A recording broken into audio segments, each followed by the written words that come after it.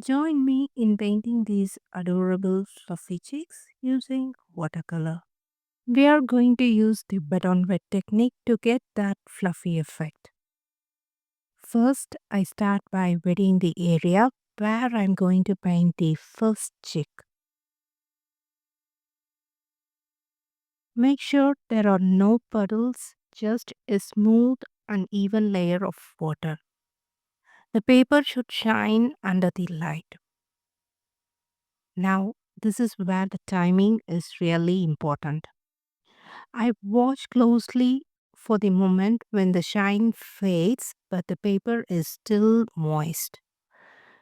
This is the perfect time to apply the pigment, letting it to spread softly to create that fluffy look.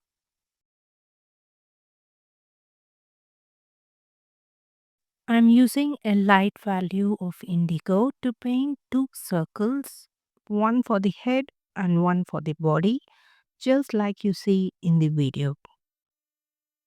Next, I mix yellow ochre with a small amount of permanent orange to paint the cheek. You can see the consistency of the pigment on my palette. I'm using a very thick consistency, meaning there is very little water in my paint. I painted the base layer with a light value of indigo because it sets the foundation for the cheek. This helps to create a mix of light, medium, and slightly darker value to give the cheek a more three-dimensional and realistic shape.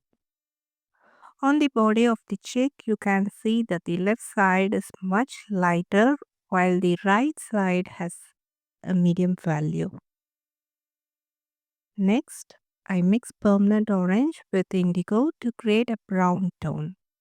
Using the stippling technique, I apply this brown tone on the right side of the cheek, just as you see in the video. We have successfully created a fluffy effect for the body of the cheek. Allow it to dry completely. While it dries, we can move on to painting the second cheek using the same steps. First, I wet the area and wait for the shine to fade.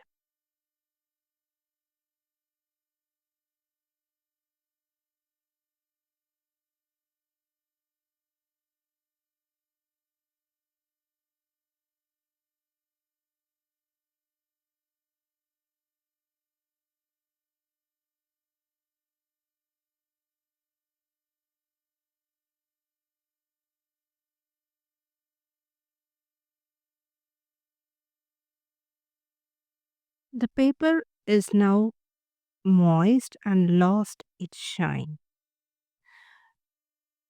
Now I apply a base layer using a light value of indigo. This chick is looking sideways towards the right, so I adjust the placement of the circle to match its posture.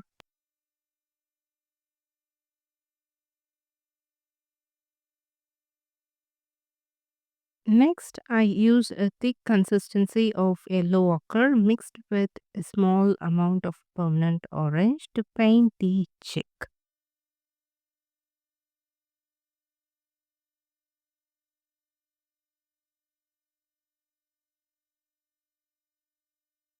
The body of the chick has a medium value on the right side, and as I move towards the left, I gradually reduce the value of the pigment.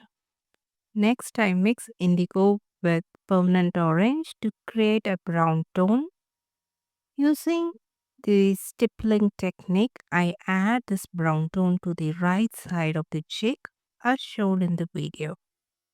If you are new to stippling technique, I will briefly explain about it.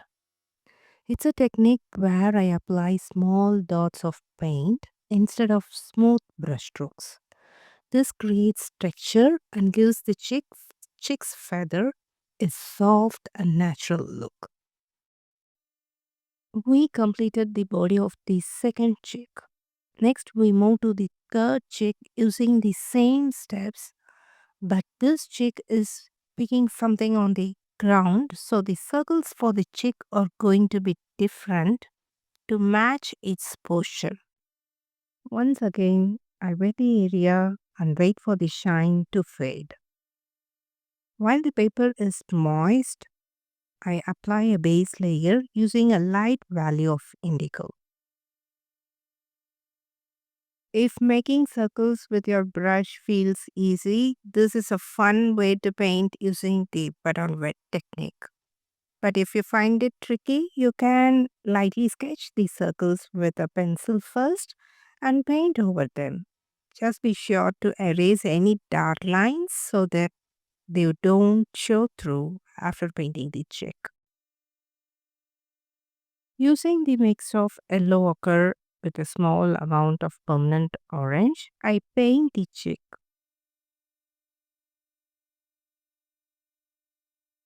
You can see that I painted the body of the chick using a medium value, but as I move towards the top of the body, I gradually reduce the value.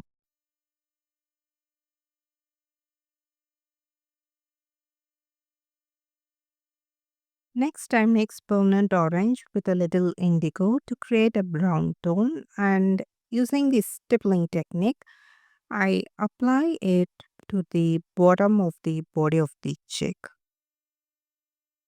We have finished painting the bodies of all three chicks. When the paper is completely dry, next we move on to painting the beak, eyes, and feet, and finally we add the cast shadow for each chick. Using the mix of permanent orange with a small amount of indigo, I paint the beak and feet of the chicks. After that, I use indigo to paint their eyes. Since these are simple steps, I speed up the process to keep the video short.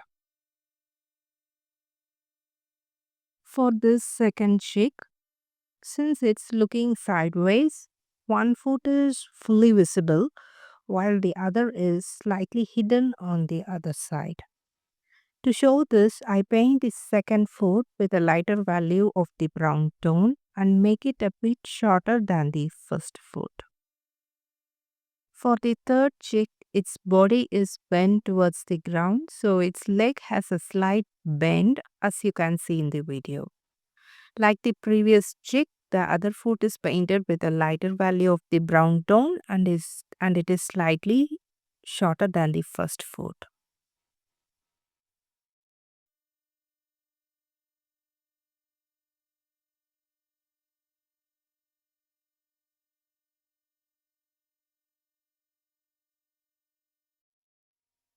Next, to paint the cast shadow, I first wet the area near the feet.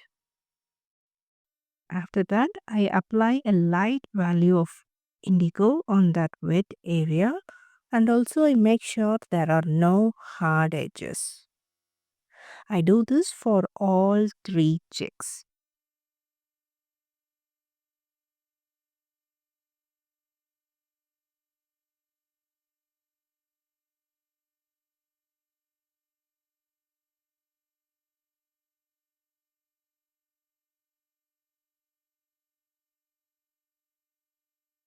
Next, I add a medium value of indigo near the feet to create a gradual transition from medium value to light value for the cast shadow.